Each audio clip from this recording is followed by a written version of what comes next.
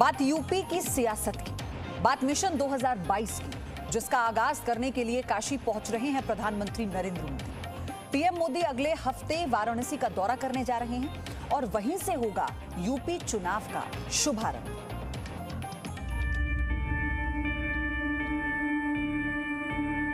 देश की सियासत में एक सूत्र वाक्य का जिक्र हर नेता की जुबान पर होता है कि दिल्ली का रास्ता यूपी से होकर जाता है।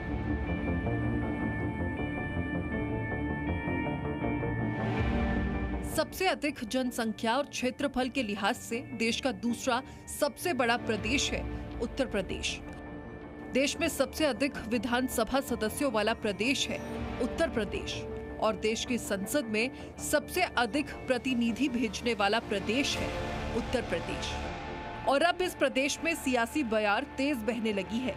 वजह है 2022 में होने वाला विधानसभा चुनाव। यूपी में अब विधानसभा चुनाव होने में अब करीब 8 महीने बचे हैं, लेकिन तैयारियां जोरों पर हैं। हर सियासी दल जोर आजमाइश में जुट गया है और हर दल की रणनीति और फैसलों के केंद्र में है सिर्फ विधानसभा चुनाव। सियासी जोड़तोड़ की कोशिशें हो रही है, मुलाकातों का दौर चल रहा है और नए पुराने साथियों की नब्ज टटोली जा रही है।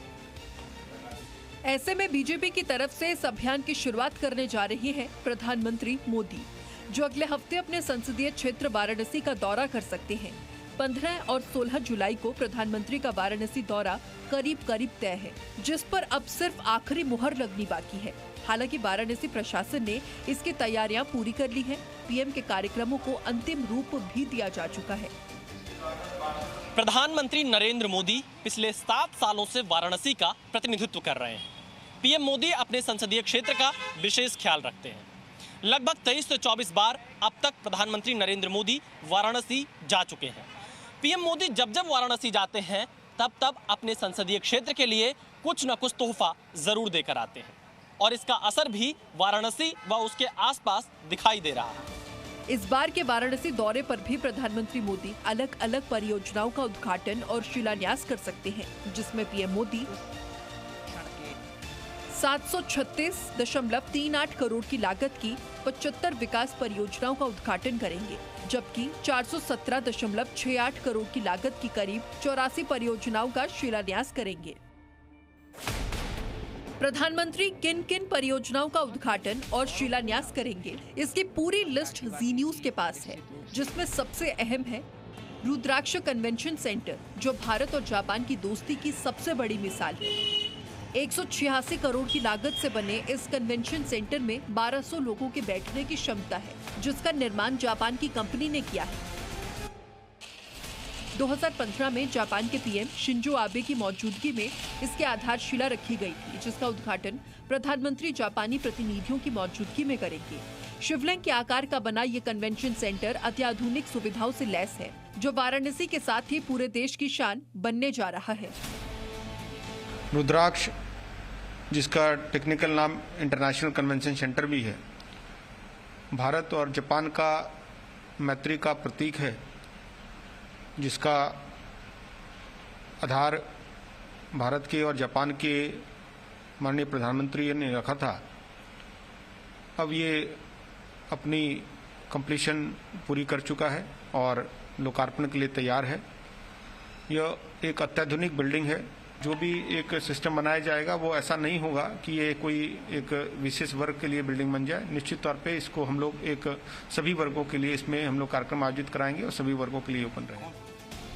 रुद्राक्ष कन्वेंशन सेंटर के साथ ही प्रधानमंत्री जिन जिन परियोजनाओं का उद्घाटन करेंगे, उनमें बीएचयू के सर सुंदरलाल अस्पताल में 100 बेड के एमसीएच विंग का उद्घाटन, 33 किलोमीटर की पंचकोसी परिक्रमा मार्ग के चौड़ीकरण का उद्घाटन, वाराणसी गाजीपुर रोड पर 3 लेन फ्लाईओवर का उद्घाटन, बीएचयू में अध्यापकों के लिए 80 आवासीय फ्लैट का उद्घाटन, बीएचयू में रीजनल इंस्टीट्यूट ऑफ ऑफ्थेल्मोलॉजी का उद्घाटन, गंगा नदी में पर्यटन विकास के लिए रोरो फेरी सर्विस का उद्घाटन, वाराणसी के राजघाट से 80 घाट तक क्रूज बोट का उद्घाटन, गोदौलिया चौक पर मल्टी लेवल 2 व्हीलर पार्किंग का उद्घाटन, Machhodari smart senior secondary school एफ स्किल डेवलपमेंट सेंटर का उद्घाटन, प्राथमिक विद्यालय कटारी और चोलापुर में बालिका छात्रावास का उद्घाटन, ड्राइवर परीक्षण केंद्र का उद्घाटन, कृषि विज्ञान केंद्र कलिमपुर का उद्घाटन और विभिन्न अस्पतालों तथा स्वास्थ्य केंद्रों में PSA ऑक्सीजन जनरेशन प्लांट का उद्घाटन करेंगे। इसके साथ ही प्रधानमंत्री कई परियोजनाओं की आधारशिला भी रखेंगे, जिनमें केंद्रीय पेट्रोकेमिकल्स इंजीनियरिंग एवं तकनीकी संस्थान का शिलान्यास, वाराणसी के करखियाओं में mango and vegetable integrated pack house का शिलान्यास, ITI महंगाव का शिलान्यास, वाराणसी में शूटिंग रेंज की स्थापना, मणिकर्णिका घाट आश्रम के पर्यटन विकास और सौंदर्यकरण कार्य का शिलान्यास, ट्रांस वरुणा क्षेत्र में वाटर सप्लाई परियोजनाओं के ऑटोमेशन कार्य का शिलान्यास, वाटर ट्रीटमेंट प्लांट भेलपुर में 2 मेगावाट के सोलर पावर प्लांट की स्थापना, कई ग्रामीण संपर्क मार्ग के नवनिर्माण, मरम्मतीकरण कार्यों का शिलान्यास और सीवर और सफाई से संबंधित कई कार्यों का शिलान्यास करेंगे। अपने वाराणसी दौरे के दौरान प्रधानमंत्री मोदी काशी विश्वनाथ का भी दर्शन कर सकते हैं, जहां उनकी महत्वाकांक्षी परियोजना काशी विश्वनाथ कॉरिडोर का काम तेजी से चल रहा है। पीएम के आने से पहले सीएम योगी ने काशी पहुंचकर तैयारियों का जायजा लिया और 2022 की सफलता के लिए बाबा विश्वनाथ का आशीर्वाद, और अब प्रधानमंत्री मोदी करेंगे काशी से उसी मिशन 2022 का शुभारंभ। विशाल पांडे, जी मीडिया। यूपी चुनाव के लिए पीएम ने मिशन 2022 का शुभारंभ तो एक हफ्ते बाद ही किया जाएगा, लेकिन उसे लगातार बनाए रखने की भी तैयारियां जोरों पर हैं और ऐसी ही एक तैयारी है पूर्वांचल एक्सप्रेसवे की। एक हफ्ते बाद अपने काशी दौरे पर प्रधानमंत्री मोदी अपने संसदीय क्षेत्र में कई योजनाओं की शुरुआत तो करेंगे ही, लेकिन बहुत जल्द वो पूर्वांचल को भी बड़ा उपहार देने वाले हैं। जी हां, करीब 1 महीने में पीएम मोदी दूसरी बार वाराणसी का दौरा कर सकते हैं, जिसमें वो पूर्वांचल एक्सप्रेसवे का उद्घाटन करेंगे। खबर है कि प्रधानमंत्री मोदी 15 अगस्त के बाद एक बार फिर यूपी का दौरा कर सकते हैं, जिसका 94% काम पूरा हो चुका है और अब ये बहुत बड़ी आबादी के सफर को आसान करने के लिए तैयार है। 11,200 करोड़ रुपए की लागत से बनने वाला एक्सप्रेसवे 15 अगस्त के बाद आदरणीय प्रधानमंत्री जी के कर कमलों से जब प्रदेशवासियों को समर्पित होगा, तो यह पूर्वी उत्तर प्रदेश जो आज़ादी के बाद आर्थिक दृष्टि से उपेक्षा के कारण पिछड़ सा गया था, वहाँ की अर्थव्यवस्था में एक तेजी आएगी, रोजगार की नई संभावनाएं आगे बढ़ेंगी।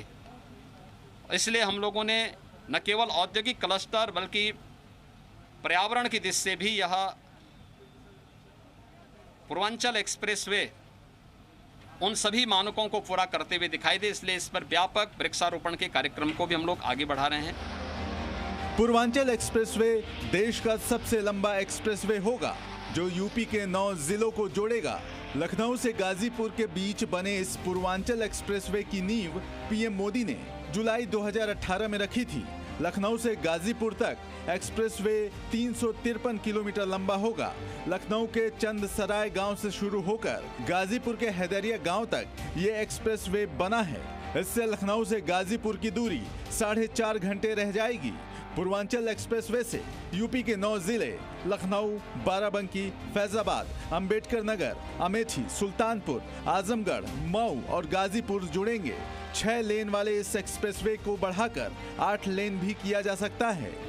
पूर्वांचल एक्सप्रेसवे पर यूपी सरकार 5 इंडस्ट्रियल क्लस्टर विकसित कर रही है। इससे लाखों रोजगार पैदा होने का दावा है। जाहिर है यह एक्सप्रेसवे यूपी चुनावों में एक बड़ा मुद्दा बन सकता है, जिसका लाभ मौजूदा सरकार को मिल सकता है। यूपी में विधानसभा चुनावों में से पहले काशी समेत पूर्वांचल को साधने की ये कोशिश है। जाहिर है विकास इन चुनावों में बड़ा मुद्दा होने जा रहा है, जिसका दायरा अब यूपी के दूसरे हिस्सों में बढ़ने की उम्मीद है। विशाल पांडे, जी मीडिया, लखनऊ। प्रधानमंत्री मोदी का यूपी दौरा मिशन 2022 का शुभ आरंभ है, लेकिन इसकी शुरुआत दौरे से पहले हो चुकी है और वो भी दिल्ली से।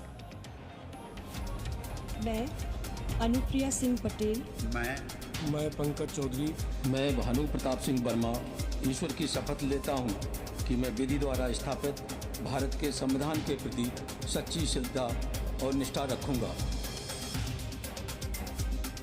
7 जुलाई को मोदी सरकार ने अपने कार्यकाल का पहला मंत्रिमंडल विस्तार किया। मोदी सरकार के मंत्रिमंडल विस्तार में 43 मंत्रियों ने शपथ ली थी, लेकिन सबसे अधिक जोर रहा उत्तर प्रदेश पर, जहां के 7 सांसदों को न सिर्फ मंत्रिमंडल में जगह दी गई, बल्कि एक साथ जाति और क्षेत्र का भी बेहतर संतुलन बनाया गया। इन 7 मंत्रियों में 3 एससी और 1 ब्राह्मण चेहरा कैबिनेट में शामिल हुआ। नया भारत, नया विजन और नया मिशन। शायद इसी बात को ध्यान में रखकर पीएम मोदी ने अपनी कैबिनेट का विस्तार किया। प्रधानमंत्री नरेंद्र मोदी की नई टीम में सबसे ज्यादा 7 नए मंत्री उत्तर प्रदेश से बनाए गए हैं। इन 7 चेहरों में मिर्जापुर से अपना दल की सांसद अनुप्रिया पटेल, महाराजगंज से बीजेपी सांसद पंकज चौधरी, आगरा से बीजेपी सांसद डॉक्टर सत्यपाल सिंह बघेल और जालौन से बीजेपी सांसद भानु प्रताप सिंह वर्मा को राज्य मंत्री स्वतंत्र प्रभार बनाया गया। मंत्रिपरिषद में भागीदारी के बाद भी हमारी यही कोशिश होगी कि जिस वंचित, पिछड़े, शोषित, दलित, कमजोर समाज के लिए आवाज उठाने का काम अपना दल इतने वर्षों तक करता आया है, हम उसी को आगे बढ़ाएंगे। सामाजिक न्याय की चिंतन धारा को हमारी पार्टी सड़क से लेकर संसद तक आगे बढ़ाने का काम करती आई है और अब और भी ज्यादा मजबूती से हम इसके प्रति संकल्पबद्ध रहेंगे। वहीं यूपी से नए राज्य मंत्रियों की बात करें तो लखनऊ के मोहनलालगंज से बीजेपी सांसद कौशल किशोर, यूपी से राज्यसभा सांसद बीएल वर्मा और लखीमपुर खीरी से सांसद अजय कुमार राज्य मंत्री बनाए गए। जनसंख्या के लिहाज से देश में सबसे बड़े राज्य यूपी में अगले साल यानी 2022 में विधानसभा चुनाव होने हैं। सत्ताधारी पार्टी बीजेपी ने इसके लिए पहले से ही तैयारियां शुरू कर दी हैं। मोदी मंत्रिमंडल के विस्तार में भी इसका नजारा देखने को मिला है। मिशन 2022 को देखते हुए जाति फैक्टर को साधा गया।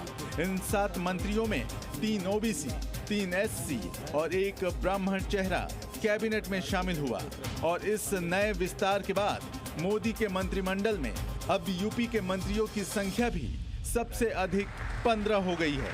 जाहिर है यूपी में होने वाला चुनाव बीजेपी के लिए प्रतिष्ठा का प्रश्न है।